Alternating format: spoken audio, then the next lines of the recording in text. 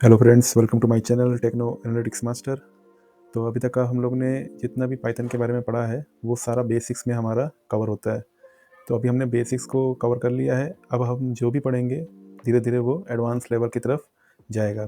तो advance level में हम सबसे पहले जो हमने डेटा टाइप्स को पढ़ा था उसके कुछ मेथड्स एंड फंक्शंस को पढ़ेंगे और इंडेक्सिंग एंड स्लाइसिंग को पढ़ेंगे हम स्ट्रिंग्स में। तो स्ट्रिंग्स हमारी क्या होती थी? Anything that are in quotations always in string. तो कोटेशन के अंदर हम जो भी लिखते हैं वो हमारी स्ट्रिंग होती है, चाहे वो सिंगल कोटेशन में लिखा हो, डबल में लिखा हो या ट्रिपल कोटेशन में लिखा हो। तो ट्रिपल कोटेशन में हम तब लिखते हैं जब हमें मल्टी लाइन में स्ट्रिंग को लिखना हो।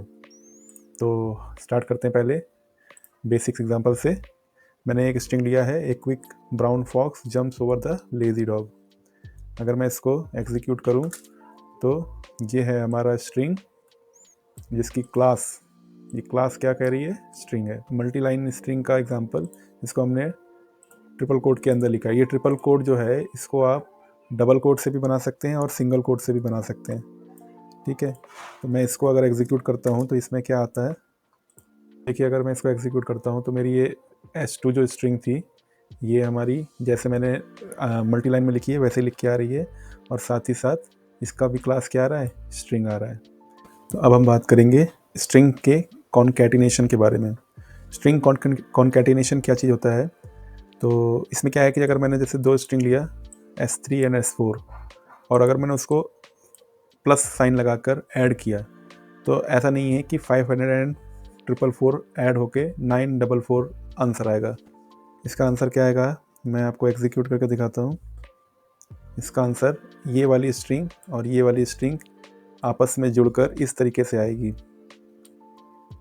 ठीक है, तो कॉन्कैटिनेशन का यूज़ हम अपने दो स्ट्रिंग्स को ऐड करने के लिए करते हैं। और कॉन्कैटिनेशन का यूज़ जब हम अगर यहाँ मैं एक दूसरा एग्जांपल लेके अगर आपको बताऊँ तो जैसे मैंने लिखा है फर्स्ट नेम, तो फर्स्ट नेम मैंने मान लीजिए ले लिया टेक्नो, ठीक है, और दूसरा लास्ट नेम मैंने ले लिया एनालिटिक्स। तो अगर मैं इसको एग्जीक्यूट करूं, full name first name plus ये मैंने यहाँ पर दोनों के बीच में एक स्पेस दिया है ताकि स्पेस आए, क्योंकि जब मैंने यहाँ दोनों को ऐड किया था तो यहाँ 500 एंड 400 के बीच में कोई स्पेस नहीं था। तो मैंने इसलिए दो फर्स्ट नेम और लास्ट नेम के बीच में थोड़ा सा स्पेस रहे, एक सिंगल स्पेस रहे, इसके लिए मैंने यहाँ एक स्पेस दिया है। उसके बाद लास्ट नेम लिया है और प्रिंट फुल नेम। ठीक है, तो पहले यहाँ तक का एग्जीक्यूट करते हैं, उसके बाद सेकंड वाला मैं आपको बताता हूँ कि क्या है। तो ये देखिए टेक्नो और एनालिटिक्स, ये मैंने जो फर्स्ट नेम और सेकंड नेम दिया था ये आपका कॉन्कैटिनेशन के थ्रू ऐड होकर आया है। तो कॉन्कैटिनेशन का पर्पस क्या होता है? दो स्ट्रिंग्स को ऐड करने का होता है।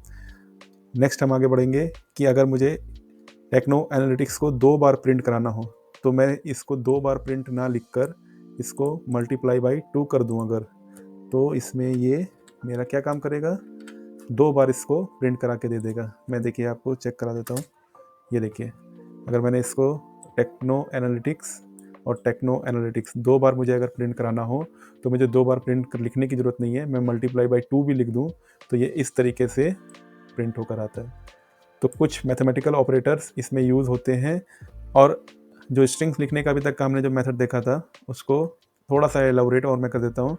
इसमें अगर मैं, ये तो हमारा नॉर्मल मेथड है जो मैंने आपको यहाँ लिख के पहले दिखाया है, your first name is first and the last name is last. तो इसमें जो हमने फर्स्ट नेम यहाँ पर लिया था वो आ जाएगा यहाँ पे एंड लास्ट नेम आ जाएगा यहाँ पे। अगर और इसके बाद पहले मैं इतना आपको प्रिंट करा के दिखा देता हूँ। इन दोनों को मैं कमेंट आउट कर देता हूँ ताकि ओनली फर्स्ट लाइन ही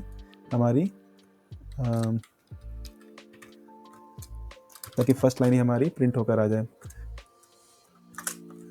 देखिए योर फर्स्ट नेम इज़, जो मैंने फर्स्ट अपना वेरिएबल ले रखा था वो आ गया यहाँ टेक्नो, और लास्ट नेम इज़ जो मैंने लास्ट में डाला था एनालिटिक्स वो आ गया।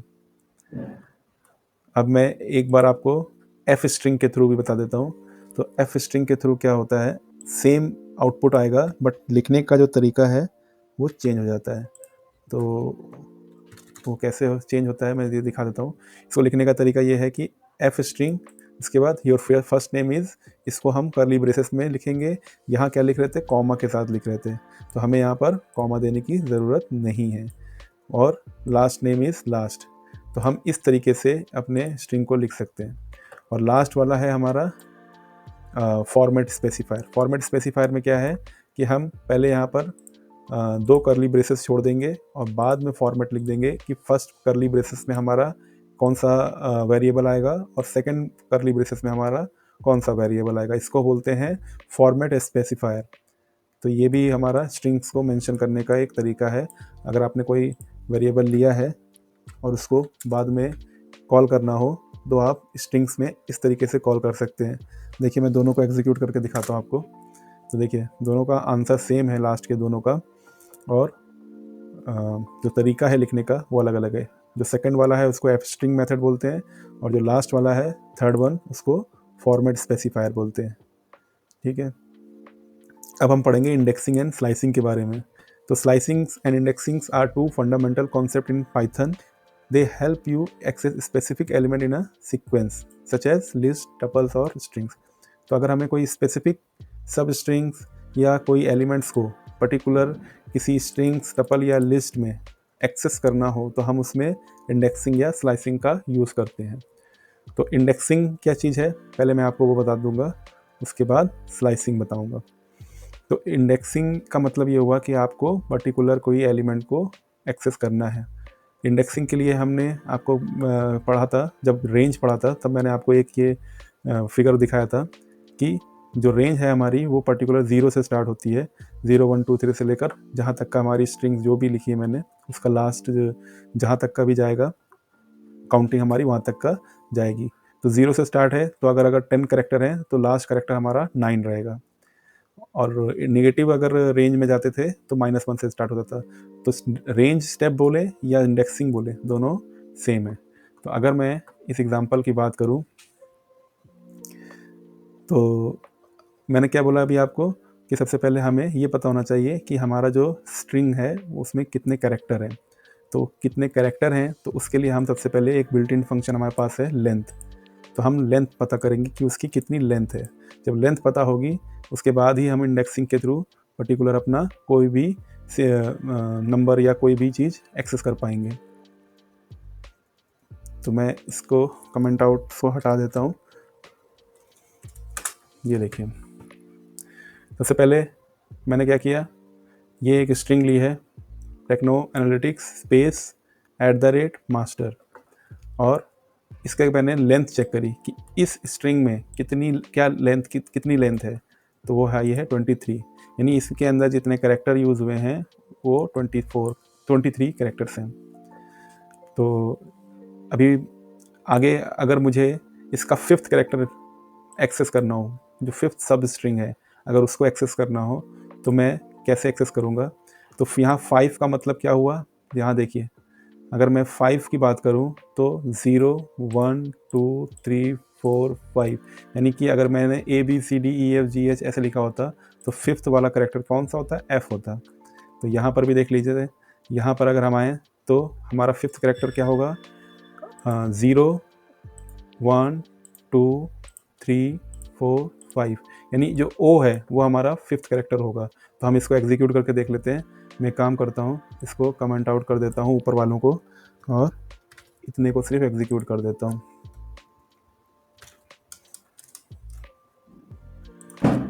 तो उतने को अगर हम एग्जीक्यूट करेंगे तो क्या आंसर आएगा, ये देखिए O आया हमारा आंसर।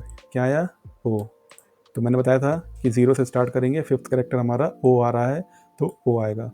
और अभी हम -5 लिख दें यानी कि माइनस इंडेक्सिंग। रिवर्स इंडेक्सिंग में हम कहाँ से स्टार्ट करते हैं, -1 से स्टार्ट करते हैं। तो ऐसे में क्या होगा कि हमारा 5th करेक्टर क्या होगा, हम अगर काउंट करें तो -1 2 3 4 5, यानी कि हमारा A जो है वो -5 होगा। तो इसको भी मैं एग्जीक्यूट करके दिखाता हूँ आपको कि क्या आएगा आंसर। तो ये देखिए ये A आया इसका आंसर। ठीक है, तो इस तरीके से आप इंडेक्सिंग का यूज़ कर सकते हैं किसी पर्टिकुलर एलिमेंट्स या किसी पर्टिकुलर सब स्ट्रिंग को एक्सेस करने के लिए। अब बात आती है कि अगर मैंने जितना भी मेरी स्ट्रिंग की लेंथ है, जो थी 23, अगर उससे ज़्यादा वैल्यू को मैंने डाल दिया, लेंथ से ज़्यादा वैल्यू को मैंने डाल दिया और एक्सेस करने के लिए बोला, तो क्या होगा? तो आएगा हमारा एरर। ये देखिए मैं आपको दिखा देता हूँ, तब हमारा आएगा एरर, क्योंकि हमारी जो लेंथ है वो उतनी ही है जितनी, ये देखिए एरर क्या आ रहा है, string index out of range. तो जो हमारी लेंथ थी, जो रेंज थी, जो हमने सबसे पहले स्टार्टिंग में चेक करी थी कि कितनी लेंथ है, उससे अगर मैंने ज़्यादा वैल्यू दे दी तो इंडेक्स हमारा आउट ऑफ रेंज हो जाएगा और यही हमारा इंडेक्स एरर देगा। ठीक है, तो यहाँ तक का आपको शायद समझ में आ गया होगा कि इंडेक्सिंग क्या चीज़ होती है। अब बात करते हैं हम लोग, अब हम बात करेंगे स्लाइसिंग की। स्लाइसिंग में क्या है? स्लाइसिंग में हम पर्टिकुलर इंडेक्स जो हमने एक्सेस किया उसकी एक रेंज सेलेक्ट कर लेते हैं। यानी कि अगर मैं बोलूं कि 4th कैरेक्टर से लेकर और 8th कैरेक्टर तक का जो भी वैल्यू है वो मुझे एक्सट्रैक्ट करके बताओ, तो मैं स्लाइसिंग का यूज़ करूँगा। ठीक है, तो स्लाइसिंग में जैसे मैंने आपको पहले बता दिया था कि जो फर्स्ट कैरेक्टर होगा, स्टेप वैल्यू जो होगा और एंड कैरेक्टर होगा, इनका ध्यान देना है जैसे रेंज में हम ध्यान दे रहे थे। तो अगर मैं इस वाले पहले वाले वर्ड की बात करूं, तो पहले वाले एग्जांपल की बात करूं, तो पहले वाले में हमारा जो आंसर आ रहा है वो देखिए क्या आ रहा है, NO और कैपिटल AN, NO और कैपिटल AN। तो ये इसने यहाँ से लेकर यहाँ तक का जो स्लाइसिंग की वो क्यों की? क्योंकि यहाँ मैंने क्या लिखा था, 4th कैरेक्टर से लेकर, और 8 का मतलब क्या होता है, 8 का मतलब 1 - 1 कर देंगे यानी कि 7। तो देखिए काउंट करिए, 0 1 2 3 एंड 4। तो 4th कैरेक्टर हमारा 9 N है, तो N से हमारा स्टार्ट होगा, फिर 5 6 7, और 7th कैरेक्टर हमारा A के बाद वाला जो N है वो रहेगा, क्योंकि हमारा जो लास्ट कैरेक्टर है, क्योंकि जो हमारी जो स्टॉप वैल्यू है वो क्या है, 8 है, और 8 का मतलब यहाँ लिखने का मतलब क्या है, 8 - 1 यानी 7, क्योंकि हमारा जो रेंज स्टार्ट होती है वो 0 से होती है। दूसरा वाला था 1 2 3, 3 मतलब 1 2 2, तो 2 तक का जो भी स्ट्रिंग हमारी, ये देख लीजिए स्लाइसिंग हो जाएगी। 1 1 मतलब हमारा 0 और 1, ई वाला करेक्टर से स्टार्ट होगा, और 2 1 एंड 2, ई एंड सी आएगा आंसर इसका, तो ये इसका आंसर आ गया ई एंड सी। ठीक है, इसके बाद आगे अगर बढ़ते हैं तो ये निगेटिव इंडेक्सिंग है। निगेटिव इंडेक्सिंग में हम पहले देखेंगे कि हमारा -9 ये कौन से करेक्टर पे आता है। तो -9 यहाँ से -1 से स्टार्ट करेंगे, तो 1 2 3 4 5 6 7, और ये स्पेस भी एक काउंट होगा 8 और ये 9। तो S से हमारा स्टार्ट होगा और फिर रिवर्स में जा रहे हैं कहाँ तक का, -3 तक का, तो ये आएगा हमारा वैल्यू। अब बात आती है कि अगर मैंने लास्ट में बताया था कि जितना हमारी लेंथ है अगर उससे ज़्यादा की वैल्यू दे दी तो क्या होगा। तो जब हम स्लाइसिंग करते हैं तो स्लाइसिंग में अगर हमारा लास्ट जो करेक्टर है वो अगर लेंथ से ज़्यादा है तो हमारे पास जितने करेक्टर हैं वो सारे प्रिंट होके आएंगे। यानी कि अगर मैं यहाँ 0 यानी T से स्टार्ट करूँ और लास्ट वैल्यू को इतनी बड़ी वैल्यू दे दूँ, तो ये मेरा फुल जो स्ट्रिंग है मेरी इसको प्रिंट करके देगा, क्योंकि इसका लास्ट करेक्टर जो है वो हमारे लेंथ से आगे है। तो जितना भी आगे होगा वो वहाँ तक का एक्सेस ढूंढ के आएगा और जितना अवेलेबल है उसको प्रिंट करा देगा। इसी तरीके से अगर मैं इसमें कुछ भी ना दूँ, वैल्यू स्टॉप वैल्यू कुछ भी ना दूँ, तो भी वो वही चीज़ करेगा, स्टार्ट करेगा 0 से, क्योंकि 0 हमने यहाँ पर मेंशन किया है, और लास्ट में चेक करेगा कि स्टॉप वैल्यू कहाँ है। अगर उसको स्टॉप वैल्यू हमारे स्ट्रिंग की लेंथ से अंदर मिलती है तो वो वहाँ तक का प्रिंट करेगा, अदरवाइज पूरी के पूरे स्ट्रिंग को प्रिंट कर देगा। ठीक है, अब इस वाले एग्जांपल की अगर बात करें तो इस वाले में जो फर्स्ट कैरेक्टर है वो हमने नहीं मेंशन किया है, और अगर मैंने बताया था कि नहीं मेंशन करते हैं तो वो ऑटो में 0 से ही काउंट करता है, तो इसलिए इसमें भी फुल आया। इस वाले का भी सेम आएगा, क्यों? क्योंकि फर्स्ट कैरेक्टर बाय डिफ़ॉल्ट 0 और लास्ट कैरेक्टर मेंशन नहीं है, तो वो पूरी स्ट्रिंग को लिख देगा। ठीक है, तो इस तरीके से यहाँ तक का तो हमारा आपको कवर आ गया। अब बात आती है अगर मैं इसको लिखूं, इसको अगर मैं प्रिंट कराता हूं तो ये ब्लैंक, मतलब कुछ नहीं देगा। क्यों? क्योंकि मैंने इसमें लिखा कि 8th कैरेक्टर से जो भी 8th कहीं पर भी आ रहा होगा वहाँ से वापस 1 कैरेक्टर तक का लिखो। तो 8 से 1 अगर उसको रिवर्स चलना पड़े तो मुझे यहाँ पर ये मेंशन करना पड़ेगा कि रिवर्स जो है, मतलब जो स्टेप है जो, वो मुझे मेंशन करना पड़ेगा, जो कि मैंने यहाँ मेंशन नहीं किया है, इसलिए ये इसको एरर ना देकर ब्लैंक देगा। और इस वाले में तो -8 से -12, इसमें भी मैंने क्या नहीं दिया, इसमें मैंने स्टेप नहीं दिया कि इसके स्टेप मैंने मेंशन नहीं किए। ठीक है, तो अगर मैं इसको प्रिंट करा दूं तो क्या आएगा, स्पेस SCI, क्योंकि 8th कैरेक्टर मेरा आ रहा था यहाँ पे, ये स्पेस जो है वो मेरा 8th कैरेक्टर है माइनस इंडेक्सिंग में, और फिर SCI ये मेरा 12th माइनस का 12th कैरेक्टर है। तो नेगेटिव अगर मुझे चलना हो, नेगेटिव इंडेक्सिंग करना हो तो मुझे स्टेप चाहिए। ओके, तो अगर मुझे रिवर्स में चलना हो तो मुझे क्या चाहिए, स्टेप चाहिए।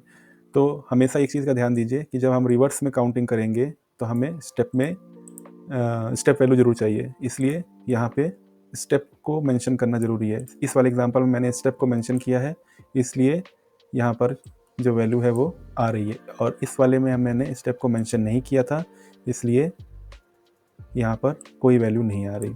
ओके, अब बात करते हैं इसकी। इस वाले एग्जांपल में अगर हम देखें तो 0 से स्टार्ट हो रहा है, 100 तक जा रहा है, और स्टेप क्या है, 4 है, यानी कि हर 4th कैरेक्टर को वो प्रिंट कराएगा और बाकी के बीच के कैरेक्टर को छोड़ देगा। n ले लिया, फिर उसके बाद 4th कैरेक्टर आएगा a, फिर i, और फिर @ और लास्ट में t।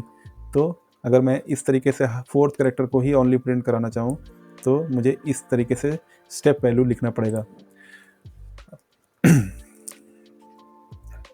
तो अब मैंने आपको ऊपर वाले एग्जांपल बताया कि अगर आपको रिवर्स प्रिंट कराना हो तो आपको स्टेप चाहिए। तो अगर आपको फुल स्ट्रिंग को रिवर्स में प्रिंट कराना हो, ऑल फुल स्ट्रिंग को, तो आप इस तरीके से लिख सकते हैं। यह है फॉर्मेट फुल स्ट्रिंग को स्टेप में लिखने का। तो ये देखिए, अभी मैंने इसको एग्जीक्यूट किया तो ये इसने फुल स्ट्रिंग को रिवर्स में प्रिंट करा दिया। अब हम पढ़ेंगे स्ट्रिंग्स में कुछ functions and methods, built in functions रहते हैं और मेथड्स रहते हैं। फंक्शन एंड मेथड में अंतर क्या होता है, इसके बारे में मैंने यहाँ थोड़ा सा बताया है कि पाइथन क्या है, हमारी ऑब्जेक्ट ओरिएंटेड प्रोग्रामिंग लैंग्वेज है। तो पाइथन में एवरीथिंग इज़ एन ऑब्जेक्ट, ये समझना ज़रूरी है। क्योंकि जब हम फंक्शन या मेथड की बात करते हैं तो फंक्शंस क्या करता है, functions can be execute just by calling it's name, और एक मेथड को हम एग्जीक्यूट कैसे करते हैं, विद ऑब्जेक्ट नेम और class name and a dot operator. तो ये फंक्शंस एंड मेथड हम जब आगे पढ़ेंगे तो उसके बारे में डिटेल में पढ़ेंगे। अभी तो फिलहाल मैं आपको सिर्फ बता रहा हूँ कि हमारे पास कुछ functions and methods built in है, जिसका यूज़ हम अपने स्ट्रिंग या फिर सीक्वेंस के कोई भी डेटा टाइप्स में करते हैं। तो मैंने स्ट्रिंग जो लिखी है, इसमें ये लेंथ वाला मैंने अभी आपको एक बिल्ट इन फंक्शन के बारे में बताया था। अगर मैं इसको एग्जीक्यूट करूँ तो ये मुझे क्या प्रिंट कराएगा, ये मुझे लेंथ बता देगा कि इस स्ट्रिंग की लेंथ कितनी है। तो इसमें ये पहले इसने यहाँ से यहाँ तक का स्ट्रिंग को प्रिंट कराया और इसके करेक्टर बता दिए कि इसमें 41 है। तो ये जो टोटल लेंथ बताता है, ये स्पेस को काउंट करके बताता है कि इसमें टोटल 41 कैरेक्टर हैं। अब मैं इसके आगे की सारी जो मेथड्स को यूज़ करके बताऊंगा वो आपके लिए मोस्ट इम्पॉर्टेंट है, तो इसको आप अभी ध्यान से देखिएगा। तो सबसे पहला जो मेथड है वो है इंडेक्स मेथड। इसको हम मेथड इसलिए बोल रहे हैं क्योंकि मैंने आपको बताया था कि मेथड में मैंने आपको जो डिफिनेशन दिखाई थी यहाँ पे कि to execute method we need to use either an object name और class name and a dot operator. तो यहाँ देखिए, यह है ऑब्जेक्ट या क्लास का नेम विद डॉट ऑपरेटर। तो जितने भी आप यहाँ पे मेथड देख रहे हैं, count, upper, lower, capitalize, title, swap case, split सबके साथ ये डॉट ऑपरेटर के साथ ये लगा हुआ है, यानी ये सारे क्या है हमारे मेथड्स हैं। और लेंथ जो मैंने स्टार्टिंग में आपको बताया, ये है हमारा बिल्ट इन फंक्शन। तो इंडेक्स मेथड के बारे में अगर बात करें तो ये आपको पर्टिकुलर किसी भी करेक्टर का इंडेक्स वैल्यू बताता है कि वो कितने नंबर के इंडेक्सिंग में प्रेजेंट है किसी भी स्ट्रिंग में। तो अगर मैं इस वाले स्ट्रिंग की बात करूं तो इसमें जो अगर मैं बोलूं कि यू फाइंड आउट यू किस इंडेक्सिंग पे अवेलेबल है, तो ये काउंट करेगा 0, स्पेस को काउंट करेगा 1, फिर 2, तो 3। तो यू की यहाँ इंडेक्सिंग वैल्यू 3 आएगी, लेकिन यू यहाँ पर भी प्रेजेंट है, तो क्या ये 3 भी देगा वैल्यू और आगे की जो इस यहाँ पर जो इंडेक्सिंग वैल्यू है इसको भी आउटपुट में देगा? तो नहीं, ये ओनली जो फर्स्ट अक्रेंस है, इसकी डिफिनेशन क्या बोलती है, फर्स्ट अक्रेंस ऑफ अ सब string with in a strings, जो सबसे पहले जो भी अकर होगा उसी को ही इसका इंडेक्सिंग वैल्यू ये फाइंड आउट करके देगा। जैसे मैं यहाँ पर यू को फाइंड आउट करके दिखाऊं अगर, तो अगर मैं यहाँ पर यू को फाइंड आउट करूँ तो इसकी वैल्यू 3 आ रही है।